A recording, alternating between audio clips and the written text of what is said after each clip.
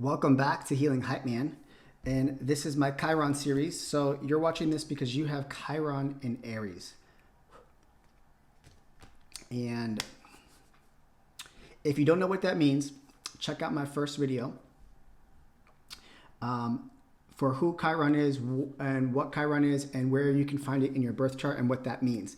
So you're watching this video once again because I'm repeating myself, because that's my wounded healer as I repeat myself. I'm not even going to take that out. I'm actually going to leave that so you can understand, right? This is for those of you that have Chiron in Aries. Check out my first video. Check out my first video so you can understand what Chiron is, why I'm talking about it, because there is a Chiron transit that's just taken place. Chiron went direct in Aries. And I'm going to tell you here in this video here, I'm going to give you what that might mean for you, what your wounded healer could imply, and how to heal thyself from it, right? This is Healing Hype Man. I really wouldn't be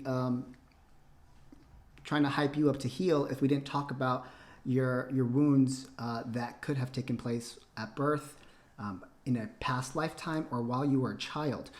Here in my videos, I am also going to look at a spiritual perspective and a clinical perspective,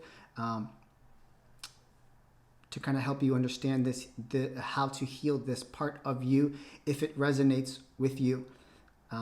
Again, you can check out, I like astroseek.com. You need your time of birth in order to find your Chiron placement. So if you have Aries, one more thing too, down below in the description box, you will also find the house details, because the house will also give you more of a detailed description into what area of your life this could have impacted you.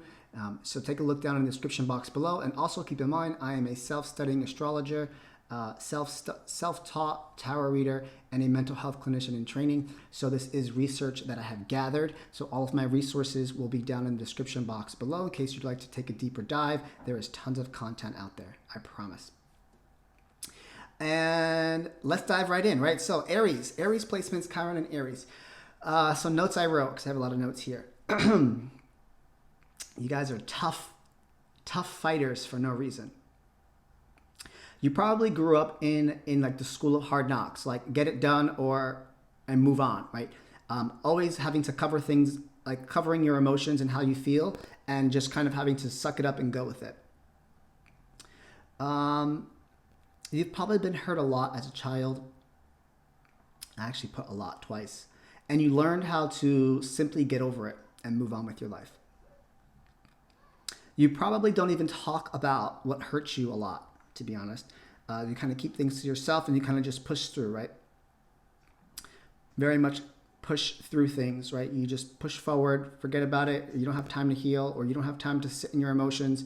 Perhaps you were never taught that either.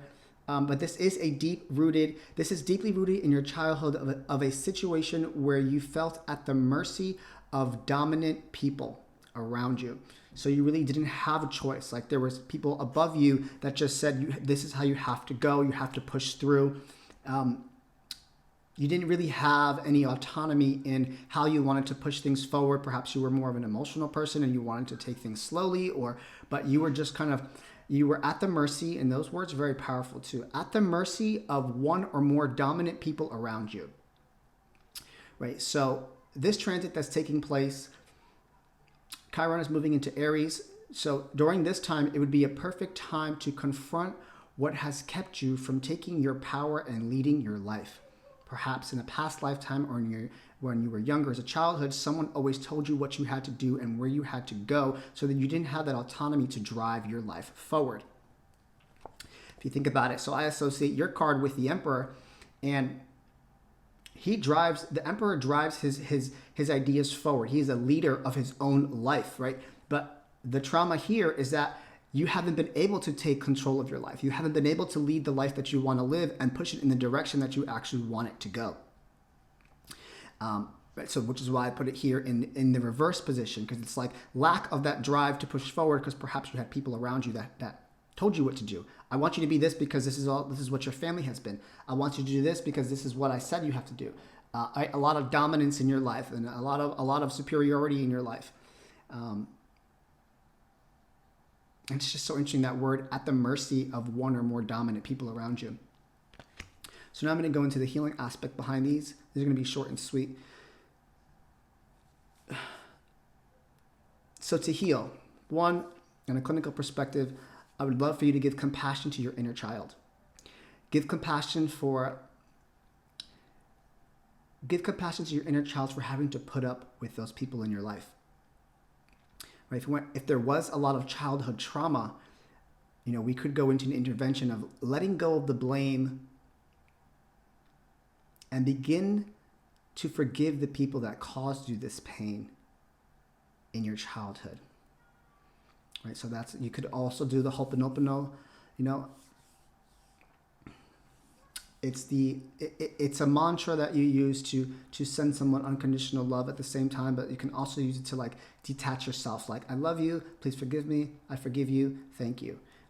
It's a very spiritual component as well. But first and foremost, you should call in your inner child during your meditation, and you should give compassion to your inner child for having to put up with those dominant people in your life. Those are the cards that you were dealt. And this Chiron placement, it's almost like, I'm going to put you in this body in this lifetime, and this is what you're going to go through. So it's almost like it knows if this resonates with you. It's like it knew that you were going to be put in this type of position. And the concept behind the wounded healer is how you can heal yourself from this. You becoming this teacher, you becoming the master at healing this part of you that you might have unconsciously, or it was just given to you, or you were put in that situation.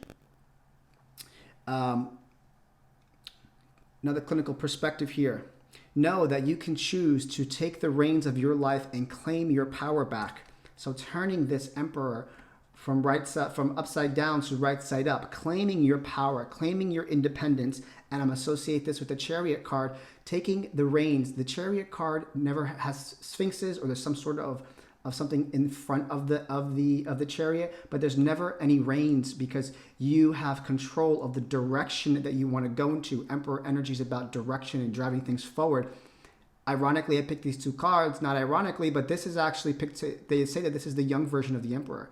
This is what he wants to do. He drives forward. The Chariot card never slows down, it never stops, it never turns around. It only goes forward. So here, in this point in time, you have control over what happens moving forward. Take the reins of your life and drive things forward here.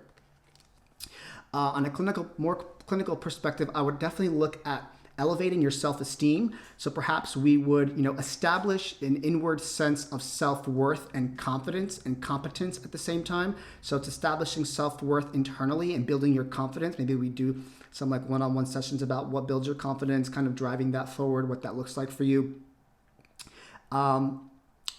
Perhaps putting yourself in positions where you feel confident, right? Perhaps an expertise or something that you specialize in. Check out your house placement, because this can really tell you exactly what area of your life, or a little bit more detail into where this event could have taken place, or how to heal that aspect, or what part of your life you should heal that aspect.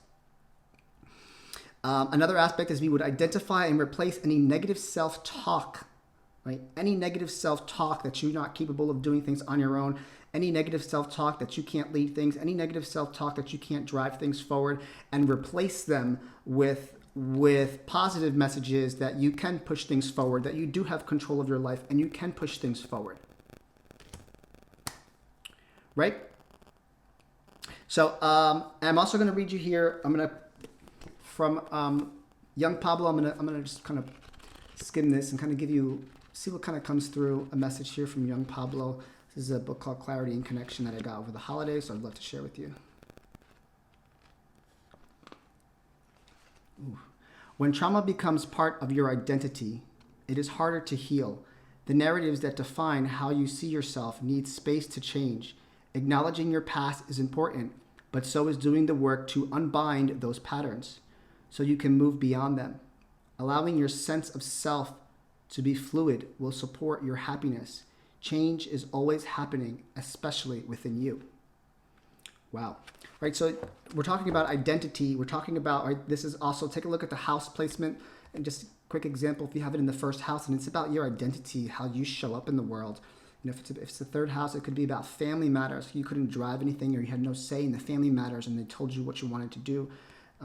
take a look at your house placement. But just know that you are not stuck onto these identities or these downloads or these situations or these events that might have taken place to you if you have Aries as your Chiron placement.